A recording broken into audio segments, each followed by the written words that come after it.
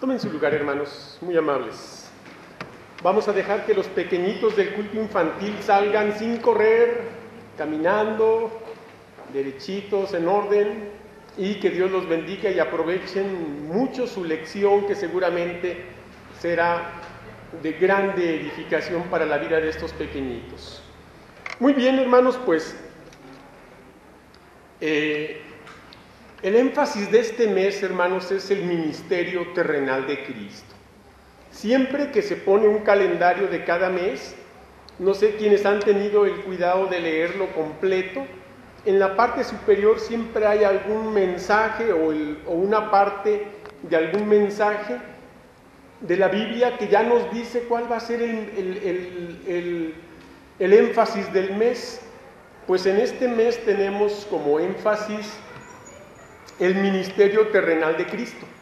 Próximamente, si Dios nos lo concede, llegar al próximo mes, ya hablaremos de la pasión y muerte de Cristo durante todo el mes.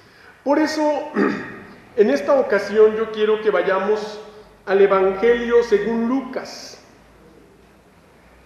Evangelio según Lucas capítulo 6, por favor. Y vamos a leer los versículos 12 al 16. Y digo que vamos a leer porque vamos a leerlo todos, aunque yo lo voy a hacer en forma audible, en voz alta. Ustedes van a leer en silencio, con su mirada, o a escuchar la lectura si no trae Biblia. Pero voy a leer en voz alta los versículos 12 al 16 de Lucas capítulo 6. Y dice la palabra del Señor así: En aquellos días él fue al monte a orar y pasó la noche orando a Dios. Y cuando era de día, llamó a sus discípulos y escogió a 12 de ellos, a los cuales también llamó apóstoles. A Simón, a quien también llamó Pedro, a Andrés su hermano, Jacobo y Juan, Felipe y Bartolomé, Mateo, Tomás, Jacobo hijo de Alfeo, Simón llamado Celote, Judas hermano de Jacobo y Judas Iscariote, que llegó a ser el traidor. Vamos a orar, hermanos. Bendito Dios y Padre nuestro, muchas gracias te damos por tu palabra santa que das a nuestra vida día a día, cada momento, como el alimento espiritual para nuestra vida, para nuestra alma.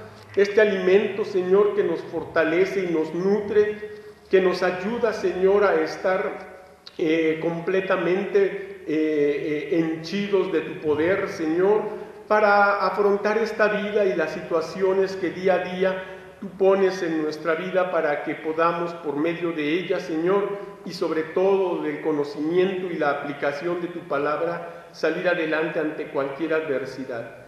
Muchas gracias te damos por tu palabra que acabamos de leer. Suplicamos que hables a nuestro corazón a través de ella, y que tu siervo solamente sea ese portavoz, ese vocero de parte tuya para tu pueblo. En el nombre de Cristo Jesús. Amén. Bien, hermanos, el título: la necesidad de redoblar esfuerzos en oración. Ese es el título de este sermón: la necesidad de redoblar esfuerzos en oración. Miren, hermanos, en toda iglesia cristiana, Dios permite que llegue el tiempo en que los cultos y actividades normales ya no sean suficientes. Al realizarse por costumbre o por compromiso obligado y sin amor. Miren nada más lo que dice una profecía. No la busque, yo se lo voy a leer. Fíjese lo que dice: ¿para qué me sirve, dice Jehová, la multitud de vuestros sacrificios? Hastiado estoy de holocaustos de carneros y de cebo de animales gordos. No quiero sangre de bueyes, ni de ovejas, ni de machos cabríos. ¿Quién demanda esto de vuestras manos? Cuando venís a presentaros delante de mí para hollar mis atrios, no me traigáis más vana ofrenda. El incienso me es abominación. Luna nueva y día de reposo el convocar asambleas no los puedo sufrir. Son iniquidad vuestras fiestas solemnes. Vuestras lunas nuevas y vuestras fiestas solemnes las tiene aborrecidas mi alma. Me son gravosas, cansado estoy de soportarlas. Cuando extendáis vuestras manos, yo esconderé de vosotros mis ojos. Asimismo, cuando multipliquéis la oración, yo no oiré. Llenas están de sangre vuestras manos. Lavaos y limpiaos. Quitad la iniquidad de vuestras obras de delante de mis ojos. Dejad de hacer lo malo. Aprended a hacer el bien. Buscad el juicio y restituid al agraviado. Haced justicia al huérfano, amparad a la viuda. Venid luego, dice Jehová, y estemos a cuenta. Si vuestros pecados fueren como la grana, como la nieve serán emblanquecidos. Si fueren rojos como el carmesí, vendrán a ser como blanca lana. Este pasaje retrata esa realidad donde las actividades normales para adorar al Señor ya no eran suficientes. Por esa razón, hermanos, este tiempo que Dios permite de que suceda eso en la iglesia está marcado por los problemas. ¿Se acuerda? ¿Se ha dado cuenta que ha habido problemas? Bueno, está marcado por los problemas, pero además es con el propósito de que toda la iglesia redoble esfuerzos en oración a Dios para un despertamiento y un avivamiento espiritual. No debemos esperar que llegue la persecución, hermanos, y los ataques contra los cristianos, para que entonces sintamos la necesidad de redoblar esfuerzos en oración a Dios. Más, y lo digo con pena, más parece que sólo así los cristianos nos uniremos y nos ocuparemos en el sincero servicio que Dios demanda y espera, porque escuche otra lectura que le voy a leer. Y puestos en libertad, vinieron los suyos y contaron todo lo que los principales sacerdotes y los ancianos les habían hecho. Y ellos, habiéndolo oído, alzaron unánimes la voz a Dios y dijeron: soberano Señor, tú eres el Dios que hiciste el cielo y la tierra, el mar y todo lo que en ellos hay. Y luego escucha esta otra porción de la Escritura que le voy a leer. Y ahora, Señor, mira sus amenazas y concede a tus siervos que con todo denuedo hablen tu palabra, mientras extiendes tu mano para que hagan sanidades y señales y prodigios mediante el nombre de tu santo Hijo Jesús. Y escuche, cuando hubieron orado, el lugar en que estaban congregados tembló, y todos fueron llenos del Espíritu Santo y hablaron con denuedo la palabra de Dios. Allá en el libro de los Hechos pasó esto. Ante la persecución, vea cómo se unieron los hermanos, oraron y cómo hubo poder del Espíritu Santo, ¿verdad?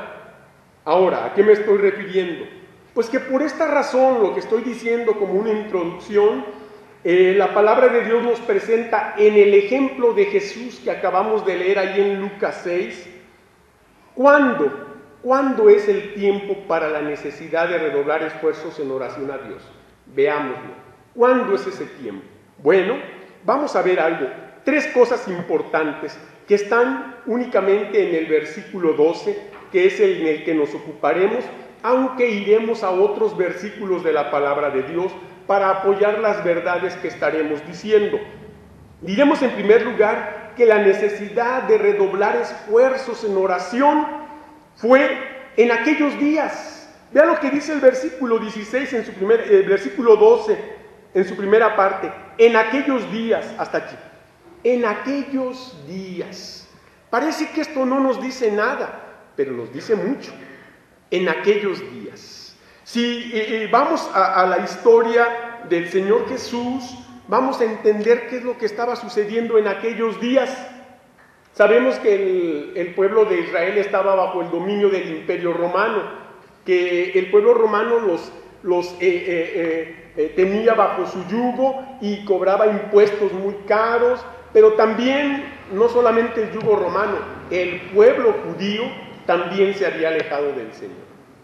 Esa era la realidad, aunque eran muy religiosos, pero era como el Señor decía, este pueblo de labios me honra, pero ¿qué? Su corazón está lejos de mí. Eso estaba pasando. Ahora, si entendemos entonces esto, vamos a entender que en aquellos días, ¿qué pasó? ¿Qué hizo Jesús? Bueno, en aquellos días Jesús debía tomar sabias decisiones. Sí, hermanos, debía tomar sabias decisiones. Ustedes ven lo que pasó al día siguiente. Lo acabamos de leer, que de todos sus discípulos escogió a 12, llamó a 12. Esa era una sabia decisión que el Señor tenía que tomar. Y no la iba a tomar por su gusto, por su opinión personal, por el que le cayera mejor, por el que lo apoyara, ¿cómo se dice?, en forma incondicional. Simple y sencillamente, vamos a ver algo, hermanos. Jesús debía tomar sabias decisiones. Vayamos, por favor, a Mateo capítulo 4. Busque Mateo capítulo 4, porque ahí vamos a ver qué decisión tan importante tenía que tomar el Señor Jesús. Vea lo que dicen los versículos 1 y 2 de Mateo 4. Dice, entonces Jesús fue llevado por el Espíritu al desierto para ser tentado por el diablo, y después de haber ayunado 40 días y 40 noches, tuvo hambre. Aquí está algo muy importante. Esto es al inicio del ministerio de Jesús. Qué importante que el Señor Jesús fue llevado al desierto. Él ya sabía a qué iba. En primer lugar, a orar. Él sabía lo que iba a enfrentar. Iba a ser tentado por el diablo. Pero él tenía que tomar decisiones. ¿Cuál era la decisión más importante? Emprender su ministerio. Emprender un ministerio que iba a culminar con una crucifixión de la cual iba a resucitar. Entonces, era importante, hermanos, ante las sabias decisiones, entender lo que estaba pasando en aquellos días. ¿Acaso ustedes tienen esta misma situación? ¿Tienen que tomar decisiones? Usted está en la situación en la que ahora usted diga, ¿qué debo hacer? ¿Cómo puedo hacer esto? ¿Qué es lo mejor? ¿Qué es lo que me conviene decidir? Bueno, hermano, así como Jesús en aquellos días tuvo que tomar sabias decisiones, al día de hoy usted tal vez las tenga que hacer. Y el ejemplo de Jesús es el mejor para no equivocarnos. En una ocasión mi padre me decía esto: cuando tú tengas que decidir algo o tengas que hacer algo en tu persona, en tu familia o en la iglesia, solamente ve qué hizo Jesús. Busca qué hizo Jesús en una situación similar y entonces tendrás la garantía de hacer lo correcto. En aquellos días Jesús también tuvo que tomar sabias decisiones. Como vimos, tenía que escoger a sus 12 discípulos. Aquí estamos viendo lo que iba a enfrentar, la tentación. Y la tentación, hermanos, es algo que estamos enfrentando día a día y usted decide si cede a ella o si la rechaza. Está en usted, es una decisión suya. No espere que el Señor haga por usted lo que usted tiene que hacer. El Señor hará por usted lo que usted de veras no pueda hacer. Pero lo que usted puede y debe hacer, usted lo hará. Pero usted lo hará conociendo que la palabra del Señor le dice qué hacer. No lo hará desprovisto del conocimiento de la palabra de Dios. Por eso es importante leer la Biblia todos los días, leerla, meditarla, venir al templo a escuchar las predicaciones, no porque predica Fernando de la Mora o Bernardo Pimentel o quien sea, porque Dios habla a través de quien esté aquí, sin importar el nombre del que esté aquí.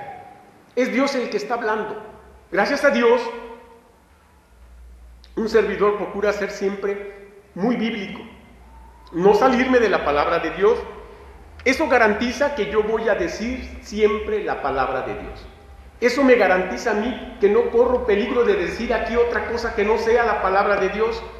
Y eso me da a mí la seguridad de que estoy tomando la decisión correcta de hablarle a usted con la palabra de Dios.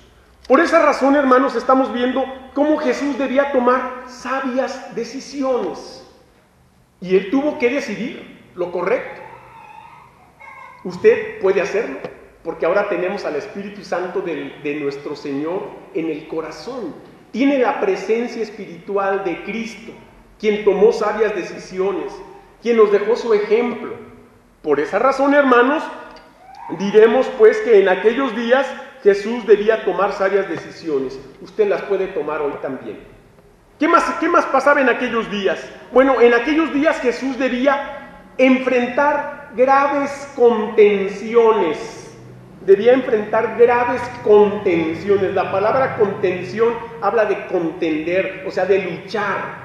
El Señor debía enfrentar graves luchas. Ahí mismo, Mateo 4, vea lo que dicen los versículos 3 al 11. Y vino a él el tentador y le dijo: si eres hijo de Dios, di que estas piedras se conviertan en pan.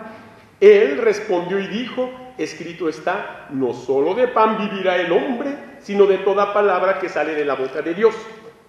Entonces el diablo le llevó a la santa ciudad y le puso sobre el pináculo del templo y le dijo: si eres hijo de Dios, échate abajo, porque escrito está, a sus ángeles mandará cerca de ti y en sus manos te sostendrán para que no tropieces con tu pie en piedra. Jesús le dijo: escrito está también, no tentarás al Señor tu Dios. Otra vez le llevó el diablo a un monte muy alto y le mostró todos los reinos del mundo y la gloria de ellos, y le dijo: todo esto te daré, si postrado me adorares. Entonces Jesús le dijo: vete, Satanás, porque escrito está, al Señor tu Dios adorarás y a Él solo servirás. El diablo entonces le dejó y he aquí vinieron ángeles y le servían. ¿Qué le parece?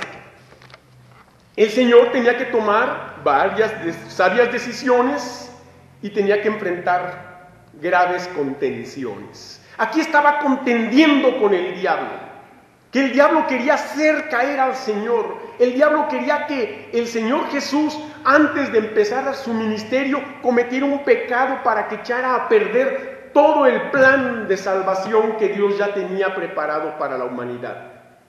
Pero Cristo Jesús, el impecable, o sea, el que no cometió un solo pecado, decidió mantenerse fiel a Dios sin pecar. Por lo tanto, tuvo que sostener graves luchas por usted y por mí. El ejemplo de Jesús es ahora el que nos debe motivar a tomar las sabias decisiones en la vida de qué es lo correcto y lo mejor. ¿Sabe para quién? Primero para Dios. Antes que para mí o para mi esposa o para mis hijos o para mí. Antes que para nosotros, para Dios. Porque entonces sabré exactamente qué es lo mejor también para mí, para mi esposa, para mi familia y para todos. Las decisiones son las que deben agradar a Dios. Aquí están, hermano. Por eso hay que leer la Biblia diario. Por eso hay que estudiarla, por eso hay que creerla, por eso hay que amarla, vivirla, hermanos. Esto es importante. Vean, 3 tentaciones. Realmente no fueron 3 únicamente. Estas 3 resumen muchas tentaciones que el Señor enfrentó en esos 40 días y 40 noches en los que no bebió ni comió. Pero yo quiero que sepa que estas 3 tentaciones son simbólicas de las tentaciones generales que todo ser humano puede enfrentar. La primera tentación apelaba a una necesidad básica, el alimento. Cualquier persona puede vivir sin hacer cualquier cosa menos comer. ¿Sí? Cualquier persona puede puede no hacer cualquier otra cosa en este mundo y no se muere. Pero si deja de comer y tomar agua, se muere. Esa es la necesidad básica más extrema y necesaria del hombre. Aquí se nos agrega un comentarista que yo leía, decía que en esta necesidad también estaba el sueño, no había dormido. Estuvo en vela, o sea, en oración. O sea que no nomás dejó de comer y beber, sino que también no durmió en esos días. Son las 3 cosas. Si no come, si no toma agua y no duerme, ¿sabe qué? No dura, se muere. Y si el Señor pudo dominar esas necesidades básicas, si el Señor pudo, sometido al poder del Espíritu Santo, en comunión con Dios, dominar esas necesidades básicas, pudo dominar todo lo demás. Todo lo demás, cualquier otra tentación, por grande que haya sido. Entonces, hermano, la primera necesidad la primera tentación apelaba a la necesidad básica. La segunda tentación que el diablo le dijo, échate de aquí abajo, ¿verdad? Cuando le llevó al templo, esa necesidad estaba apelando a la aceptación y a la popularidad. No tienes que sufrir, mira, con que hagas este milagro te eches y vengan legiones de ángeles y te recojan en el aire, te vas a ganar la aceptación, la popularidad, la admiración de todos y no tienes ni que ser crucificado, Señor, hombre, ¿para qué te vas al extremo, hombre? Mira, bien, más échate una maroma y vas a ver cómo les vas a caer bien. Desgraciadamente esa es una tentación a la que todos estamos sometidos. Todos queremos ser bien aceptados, todos queremos ser populares, todos queremos que la gente nos vea bien y que nos reciban bien. Y donde vemos que nos hacen mala cara, no, yo ahí ya no voy. No, pues es que ahí me sacó la lengua, así yo ya no, ahí yo ya no voy. No, porque yo no sé, yo creo que no sé qué tenemos, quién nos creemos que queremos caerle bien a todos, y la verdad es que no. Ya lo dice el dicho, aquel dicho tan chistoso, ¿verdad? No somos monedita de oro para caerle bien a todos. Solo una moneda de oro nadie la rechaza, todos la van a recibir con una sonrisa de oreja a oreja. Pero nos gusta ser así como muy populares, o como caer bien, o como ser simpáticos. Y eso es también una de las cosas a las que más el hombre se enfrenta, o el ser humano se enfrenta. El miedo al rechazo, el miedo a que no me acepten, el miedo a que no me integre a un lugar. Por eso los cambios de escuela o los cambios de ciudad o de barrio, pues son así como que, híjole, ¿cómo será la gente? ¿Y les irá a caer bien? ¿Qué irá a pasar si no les caigo bien? Bueno, esta era la segunda tentación, apelaba a eso, a la aceptación y a la popularidad. Pero la tercera tentación, cuando el diablo lleva al monte muy alto y le muestra todos los reinos del mundo, esa apelaba a algo más ambicioso, al liderazgo y al poder, al dominio. Tú puedes ser dueño de todo esto. Qué ingenuo el diablo, ¿verdad?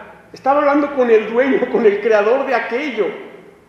Pero bueno, el diablo sabía que ahí había una parte humana. Cristo tomó una carne humana, Cristo encarnó. Satanás sabía que esa parte humana había una posibilidad de que cayera en pecado. Ah, pues sí es cierto, ¿verdad? Puedo ser dueño de esto. No, el Señor ya sabía que era dueño de eso. No necesitaba hacer nada para obedecer al diablo, para ser dueño de lo que ya era suyo. Esas tres tentaciones, hermanos, son en general las tentaciones más extremas a las que el hombre puede llegar. Y Cristo Jesús, en aquellos días, tomó sabias decisiones y enfrentó graves contenciones, graves luchas. ¿Usted está en un caso similar? Solo vea lo que hizo Jesús. Solo vaya a la palabra de Jesús. Solo vea lo que hizo Jesús y ore al Señor Jesús y dígale, ayúdame a tomar sabias decisiones. Y cuando esté en la lucha de la tentación, que el diablo le diga, haz esto, hombre, no pasa nada, mira, les vas a caer bien si haces esto, tómate un traguito, hombre, vas a ver cómo hasta te vuelves más simpático. Usted diga, no, vete, Satanás. Dígale así, vete, Satanás. Y usted sepa que esas luchas, esas grandes luchas, ya Cristo las ganó y que usted es más que vencedor si usted se mantiene fiel al Señor.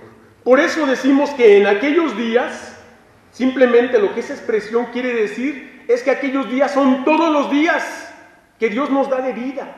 Porque diario hay que estar tomando sabias decisiones, porque diario hay que estar enfrentando graves contenciones con el diablo, que siempre nos va a estar haciendo caer, que siempre va a estar poniendo tentaciones para que usted caiga. Aquellos días que el Señor Jesús vivió son los días que estamos viviendo. No ha cambiado nada, solo las modas más moderno, la tecnología, pero Satanás es el mismo, la humanidad es el mismo. Pero ¿sabe qué es lo hermoso? Que Jesús es el mismo. Y Él ya venció al diablo. Él ya venció a Satanás. Y por esa victoria, usted y yo somos más que vencedores. Vamos a ver en segundo lugar, hablando de la necesidad de redoblar esfuerzos en oración, y vea lo que dice Lucas 6:12, estamos analizando Lucas 6:12, vea lo que dice Lucas 6:12, dice que en aquellos días Él fue al monte a orar, hasta allí. Ya vimos lo que pasó en aquellos días, ahora vamos a ver que Él fue al monte a orar. Sí, Él, o sea Jesús fue al monte a orar. Ahora, ¿qué pasó cuando Jesús fue a orar? Esto es muy importante. ¿Qué pasó o qué nos quiere decir esto de que Él fue al monte a orar? ¿Qué es lo que quiere decirnos la palabra del Señor con el ejemplo de Jesús? Bueno, dos cosas importantes. Cuando Jesús fue al monte a orar, buscó un lugar específico. La Biblia nos dice que fue al monte a orar. Bueno, pero en el monte no había un templo. ¿A qué iba al monte? ¿Por qué no fue al templo? ¿Por qué no fue a la sinagoga? Bueno, es muy simple. La sinagoga era el lugar de los judíos. Y Jesús ya nos está dando ahí una gran lección. Aunque era judío, Él estaba dando un mensaje. No solo eran los judíos. ¿Por qué no fue al templo? Bueno, porque era un templo en el que ya muchas veces la gente lo había contaminado con su presencia, con su mezquindad, con su egoísmo. Ya Él estaba dando la enseñanza del templo. El templo es un símbolo el monte es un símbolo del templo. Los grandes templos que hay en diferentes partes del mundo se han hecho siempre en los montes. La gente, sin importar la religión que sea, allá van y hacen en los montes templos, monasterios y lugares supuestamente santos, ¿verdad? O dedicados, cada quien a su Dios o a su religión. ¿Por qué? Pues por un simbolismo que hay.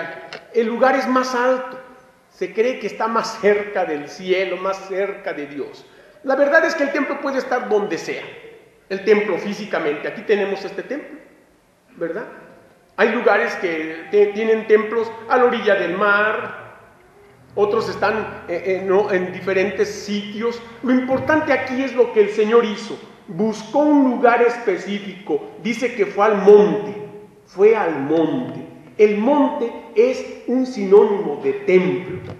Entonces aquí lo que están diciendo, si leyéramos este pasaje, dice que en aquellos días Jesús fue al templo a orar. Si lo leyéramos un poco más parafraseado o actualizándolo, ¿verdad? Entonces, el Señor buscó un lugar específico. Vea lo que dice el Salmo 134, por favor. Vayamos al Salmo 134 y vea qué interesante lo que nos dice el versículo 1. Salmo 134, 1 dice: mirad, bendecid a Jehová, vosotros, todos los siervos de Jehová, los que en la casa de Jehová estáis. ¿Y qué dice? Por las noches, ¿verdad? Estaba este pasaje que estamos leyendo de Jesús, se nos dice que fue al monte a orar y dice más adelante que pasó la noche orando. Pasó la noche orando. Entonces, hermanos, normalmente no hay cultos por las noches, o sea, no muy noche. Lo más noche que tenemos es de 7 a 8. Ya a las 8 nos estamos despidiendo, a las 8:30, 9, unos quizá después de las 9 ya llegaron a su casa y la noche la pasamos en nuestra casa, en nuestra cama, en la comodidad de nuestro cuarto, ¿verdad? Cenando muy sabroso, quizá desvelándonos hasta la madrugada viendo la televisión, una película, qué sé yo. Pero la noche no la pasamos casi en el templo nunca. Venimos un ratito. Y es más, nos vamos porque ya se hizo noche, hermano. Ya me voy, por favor, ya no puedo estar aquí. Está prohibido, es de noche, ya no. Bueno, el Señor fue al monte, que es sinónimo de templo, y fue a orar. Ay, hermano, ¿cómo se le ocurre que vengamos a orar en la noche, pues? No, bueno, no se me ocurre, está en la Biblia. El Señor lo hizo, y no una vez, muchas veces. Y dice la Escritura, dice: bendecid a Jehová, vosotros todos los siervos de Jehová, los que en la casa de Jehová estáis, y dice, por las noches. ¿A qué quiero llegar, hermano? El día viernes 9 de marzo de este mes que está por cercano a terminar, tuvimos una media velada de oración. Media, o sea, de 8 a 12. Una velada realmente es desde la noche hasta el amanecer. Aquí no fuimos tan crueles. Nada más media velada. Pues vinimos pocos. Aunque yo esperaba que fuéramos menos, sinceramente. Le agradezco al Señor que aunque éramos pocos, fueron más de los que yo creí. Y gracias a Dios, hermanos, que así fue. Pero es bíblico pasar en el templo la noche orando, hermanos. Yo ya veo caras de miedo. A lo mejor van a pensar que yo voy a poner... Pues no, hermanos, pero sí es importante que tengamos como iglesia veladas de oración. Ocasionalmente. El Señor Jesús lo hacía frecuentemente. Y el Señor Jesús, que era el Hijo, o que es el Hijo de Dios, que tenía el poder del Señor, que dependía de la presencia del Espíritu Santo, porque vea lo que dice nuestro pasaje, el que leíamos antes de Mateo, que fue llevado por el Espíritu al desierto, dependía del Espíritu Santo, de la dirección del Espíritu de Dios. Lo hacía. ¿Por qué nosotros? No, hermanos, no nos gusta la incomodidad. Ay, ¿por qué estar orando allá? No hay ni televisión, no hay ni cama, ¿cómo vamos a estar orando allá? Bueno, hay bancas, hay un lugar, y sobre todo la presencia del Señor, que Él promete estar a partir de donde están 2 o 3 congregados en su nombre. Es importante, hermanos, orar. Y vea qué interesante, Jesús fue al monte a orar y Él buscó un lugar específico, pero también lo hizo con un propósito especial. Pues ya sabemos que es orar, pero vea algo interesante, ese propósito especial. Vamos a ver aquí en Mateo, por favor.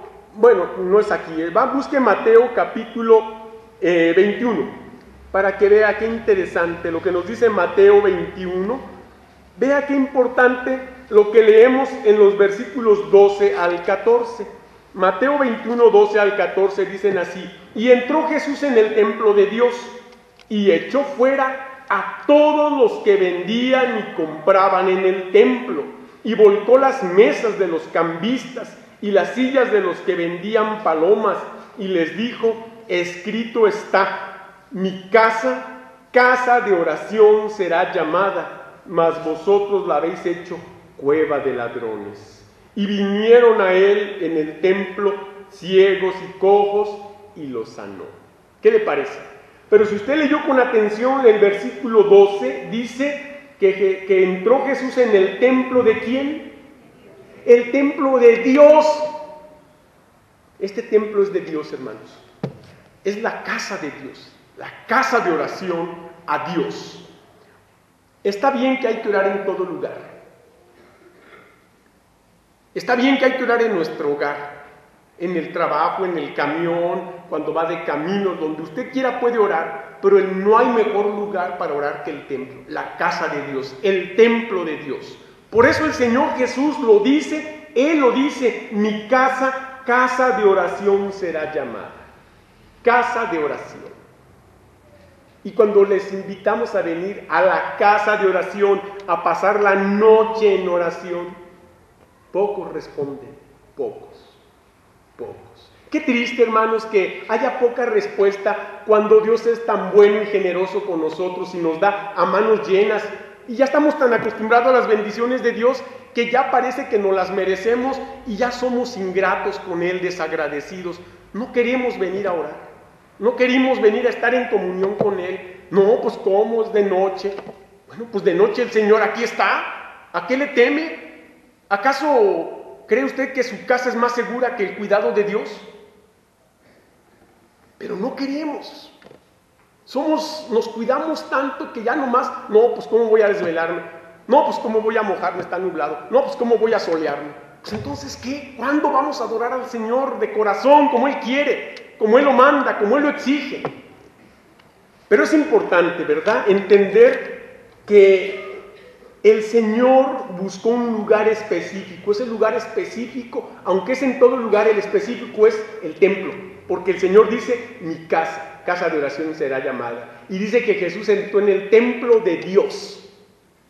Y el templo y su casa, aunque sea de usted, no es mejor lugar que el templo, porque también su casa se la dio Dios, pero esa es de usted. Pero esta es la casa de Dios, el templo de Dios, el mejor lugar para venir a orar. Y los miércoles, es un culto específico de oración ya establecido de miércoles 7 a 8 que venimos a orar, igual, poca respuesta, somos pocos los que venimos.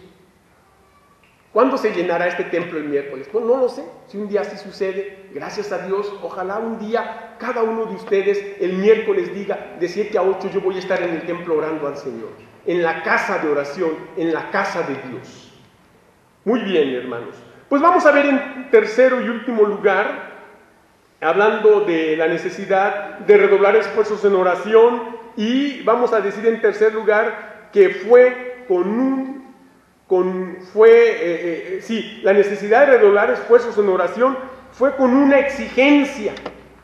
Vimos que fue en aquellos días, vimos que fue cuando Jesús fue al monte a orar, pero también había una exigencia. ¿Cuál es esa? Pues vean lo que dice Lucas 6:12, que es el pasaje que estamos agotando. Lucas 6:12 dice, en aquellos días él fue al monte a orar, y la exigencia aquí está. ¿Qué dice? Y pasó la noche orando a Dios. Esa era la exigencia. Pasó la noche orando a Dios.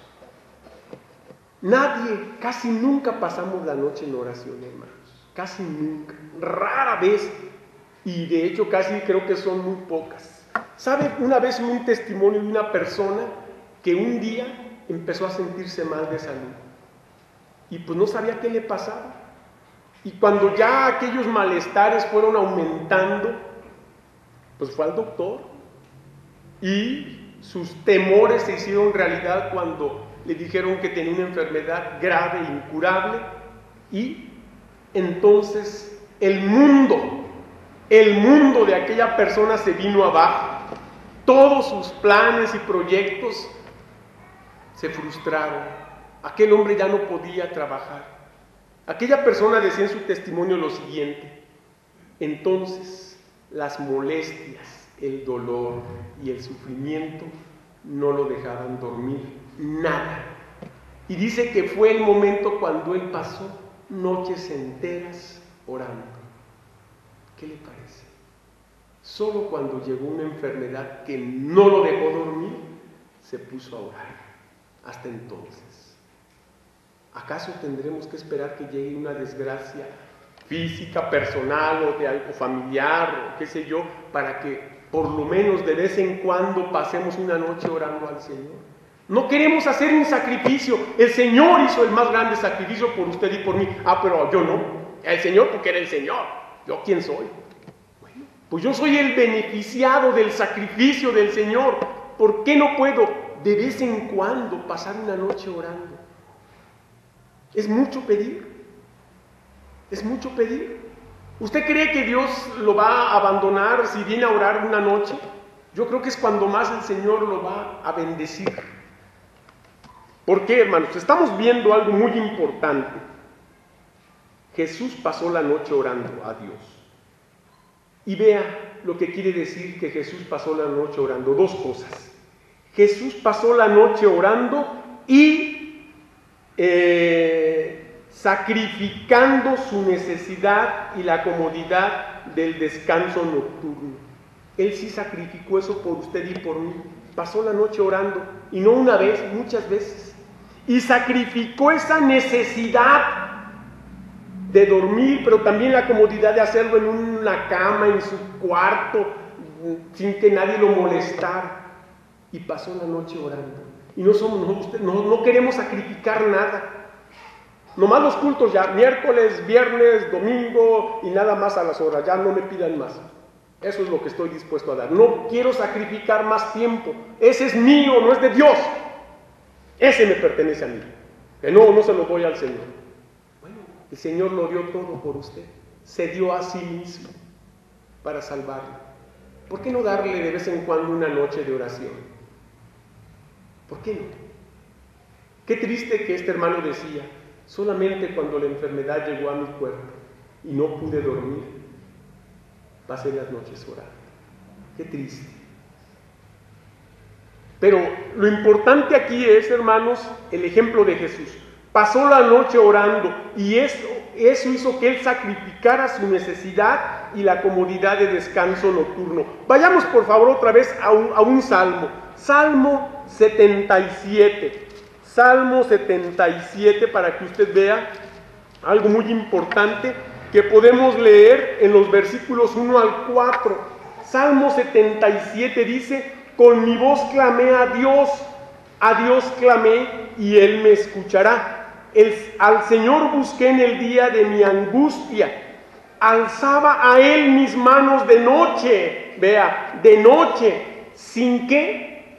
Sin descanso, mi alma rehusaba consuelo, me acordaba de Dios y me conmovía, me quejaba y desmayaba mi espíritu. Vea lo que dice el versículo 4, ¿qué dice? ¿No me qué? ¿Quién era el que no le dejaba pegar los ojos? Dios. No me dejabas pegar los ojos, estaba yo quebrantado y no hablaba. Eso que le estoy diciendo es lo que este hermano decía: no me dejabas pegar los ojos. ¿Quiere que llegue, que tenga que ser así a la fuercita? ¿Quiere que el Señor mande una prueba dura en la cual ni siquiera podamos dormir? ¿Por qué voluntariamente no consagramos una noche de vez en cuando como iglesia para orar aquí todo el pueblo del Señor? Porque hay grandes bendiciones cuando el pueblo del Señor ora, cuando el pueblo del Señor se sacrifica también. ¿Por qué no? No, es que es mucho, ¿verdad?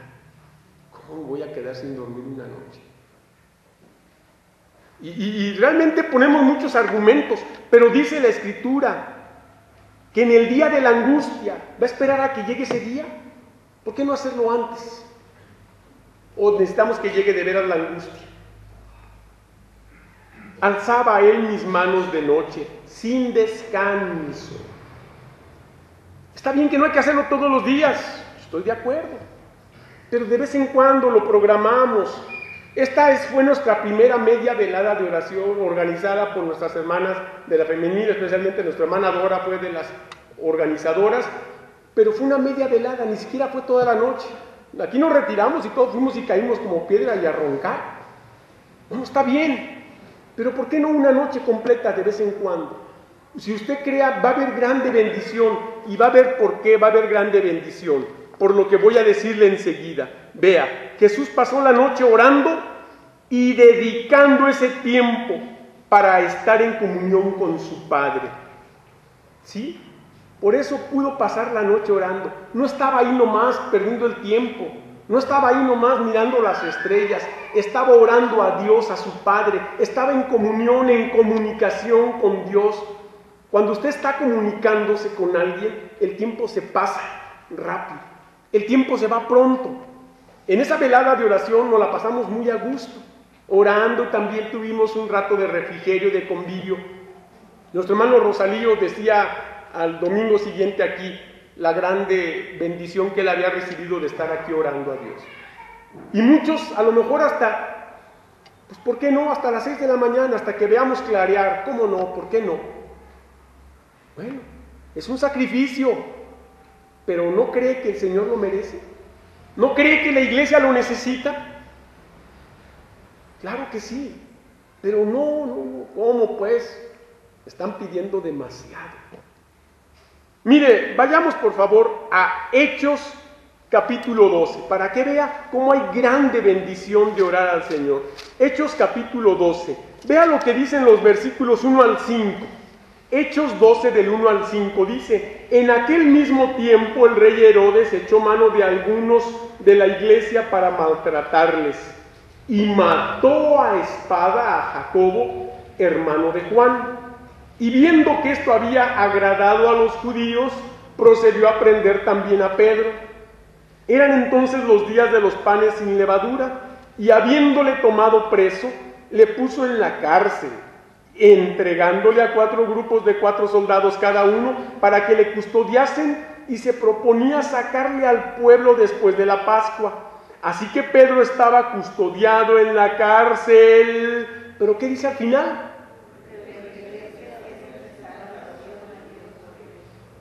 Esa noche, era de noche.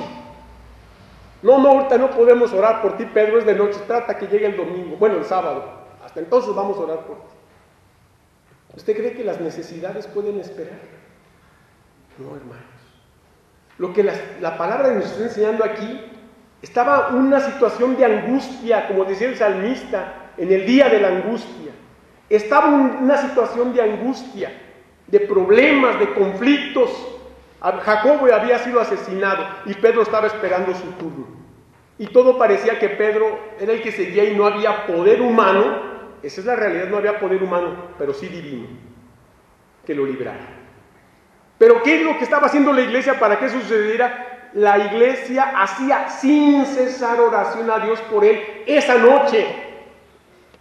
Esa noche. No, hermanos, espérense a que sea el culto para venir a orar por Pedro. No se esperaron, hermanos. ¿Cuántas necesidades tenemos como iglesia? Posiblemente personales, familiares. ¿Cuántos enfermos tenemos, hermanos? ¿Cuántos? ¿Cuántas necesidades de trabajo, de familias con problemas? ¿Cuántos? No se diga como iglesia. Necesitamos, hermanos, que este templo luzca mejor. Estamos haciendo planes, viene el aniversario. No es posible que del año pasado a hoy el templo esté igual. No es posible que la casa de Dios, esa casa que dice que es la casa de Dios, esté así igual. La puerta, la fachada, los baños, todo necesita arreglo. Hay necesidades, necesitamos ponernos a orar para que el Señor bendiga esta iglesia. ¿Y usted cree que pueden esperar? Está bien venir el miércoles a orar.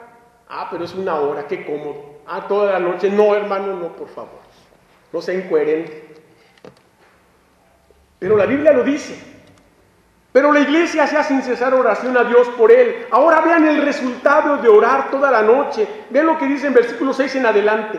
Y cuando Herodes le iba a sacar aquella misma noche, recuerda era de noche, estaba Pedro durmiendo entre dos soldados, sujeto con dos cadenas, y los guardas delante de la puerta custodiaban la cárcel. Y he aquí que se presentó un ángel del Señor, y una luz resplandeció en la cárcel, y tocando a Pedro en el costado, le despertó diciendo: levántate pronto, y las cadenas se le cayeron de las manos. Le dijo el ángel: cíñete y átate las sandalias, y lo hizo así. Y le dijo: envuélvete en tu manto y sígueme. Y saliendo le seguía, pero no sabía que era verdad lo que hacía el ángel, sino que pensaba que veía una visión. O sea, Pedro creía que estaba soñando. Habiendo pasado la primera y la segunda guardia, llegaron a la puerta de hierro que daba a la ciudad, la cual se les abrió por sí misma. Y salidos, pasaron una calle, y luego el ángel se apartó de él. Entonces Pedro, volviendo en sí, dijo: ahora entiendo verdaderamente que el Señor ha enviado su ángel y me ha librado de la mano de Herodes y de todo lo que el pueblo de los judíos esperaba. Y habiendo considerado esto, o sea, ese milagro de Dios, llegó a casa de María, la madre de Juan, el que tenía por sobrenombre Marcos. ¿Y qué dice? Donde muchos estaban reunidos orando. Muchos, la iglesia. Muchos. ¿Por qué no hacemos la prueba, hermanos? Sus problemas personales, sus problemas familiares, los problemas de esta iglesia y las necesidades que tenemos, ¿por qué no hacemos la prueba? ¿Por qué no? Va a ser sacrificar una noche de sueño. ¿Estamos dispuestos? Bueno, la palabra la tienen ustedes. Yo presento el mensaje, yo presento el desafío y el reto. Y yo quisiera que próximamente tuviéramos no una media velada, una velada de oración completa. La palabra del Señor es bíblico, es bíblico. No he leído otra cosa más que la palabra de Dios, nada más. Ahí están los resultados de orar al Señor, de pasar la noche orando a Dios. Fíjese, a manera de conclusión. Moisés clamó a Dios y el mar es dividido. Josué ora y Acán es descubierto. Ana ora y nace Samuel. Asa ora y obtiene gran victoria. Daniel ora y le son reveladas las 70 semanas. Mardoqueo le ordena a Esther que ayune y ore, y Amán muere en la horca que había hecho. Nehemías ora y el corazón del rey se ablanda. Elías ora y la lluvia desciende a la tierra. Eliseo ora y un niño resucita. La iglesia ora ardientemente y Pedro es librado por un ángel. Pablo y Silas oran y cantan, y las puertas de la prisión son abiertas y caen las cadenas de los presos. Y la pregunta es, ¿y nosotros, la Iglesia Bautista de Benecer, qué haremos? ¿Qué haremos? Y termino con una frase que dice lo siguiente: ¿estás dispuesto a orar para ver lo que Dios puede obrar? Que Dios les bendiga. Muchas gracias.